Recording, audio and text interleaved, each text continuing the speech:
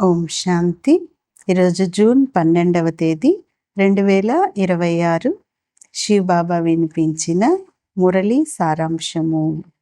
మధురమైన సెన్సిబుల్ పిల్లలు, నేను ఒక అవినాశి ఆత్మను అని సదా గుర్తుంచుకోండి. ఇప్పుడు మనం తండ్రితో పాటు మొదటి ఫ్లోర్లోకి వెళ్ళాలి.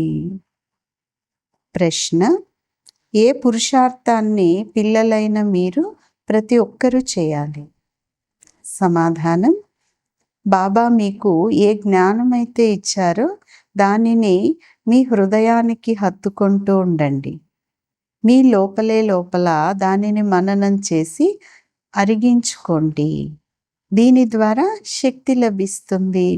ఈ పురుషార్థాన్ని తప్పకుండా ప్రతి ఒక్కరూ చేయాలి. ఎవరైతే ఇటువంటి గుప్త పురుషార్థాన్ని చేస్తారో వారు సదా హర్షితంగా ఉంటారు. మమ్మల్ని ఎవరు చదివిస్తున్నారు, మేము ఎవరి ముందు కూర్చున్నాము అన్న నశ వారికి ఉంటుంది అంటున్నారు బాబా. మంచిది. మధురాతి మధురమైన అపురూపమైన పిల్లలకు తల్లి తండ్రి బాప్దాదాల యొక్క ప్రియ స్మృతులు మరియు గుడ్ మార్నింగ్. ఆత్మిక తండ్రి ఆత్మిక పిల్లలకు నమస్తే. ఆత్మిక పిల్లలు ఆత్మిక తల్లి తండ్రికి ప్రియ స్మృతులు, గుడ్ మార్నింగ్ మరియు నమస్తే నమస్తే.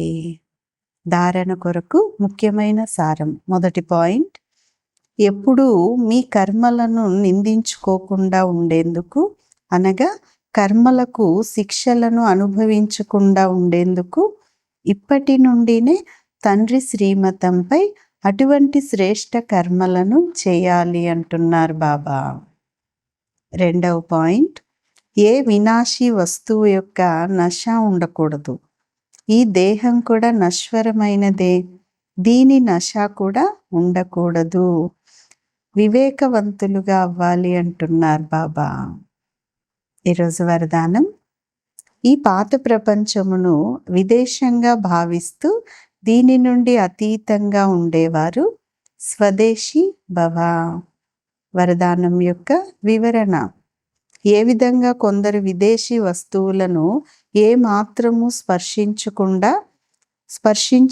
స్పర్శించరో తమ దేశం యొక్క వస్తువులనే ఉపయోగించాలి అని ఏ విధంగా భావిస్తారో అలా మీకు కూడా ఈ పాత ప్రపంచం విదేశం వంటిది.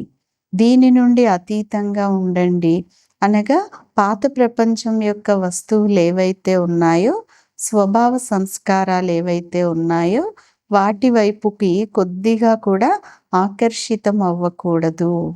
స్వదేశీయులుగా అవ్వండి, అనగా ఆత్మిక రూపంలో మీ ఉన్నతమైన దేశమైన పరంధామం యొక్క వాసులుగా మరియు ఈశ్వరీయ పరివారం యొక్క లెక్కలో చూస్తే మధువన దేశపు నివాసులుగా భావిస్తూ ఈ నశాలో ఉండండి అంటున్నారు బాబా.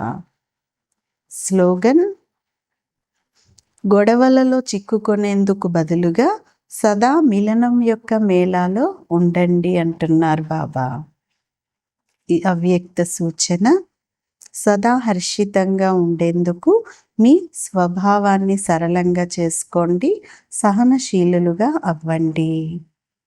హోళీ హంసల యొక్క విశేషత సరళ చిత్తము, సరళ వాణి, సరళ వృత్తి, సరళ దృష్టి కలిగి ఉండటం.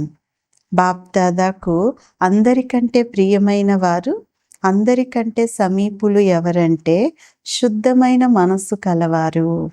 శుద్ధమైన మనస్సు కలవారు సదా బాప్దాదా హృదయ సింహాసన అధికారులుగా ఉంటారు.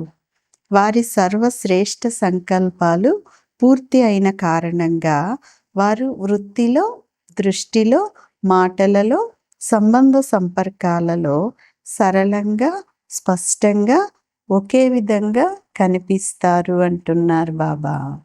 మంచిది. ఓం శాంతి.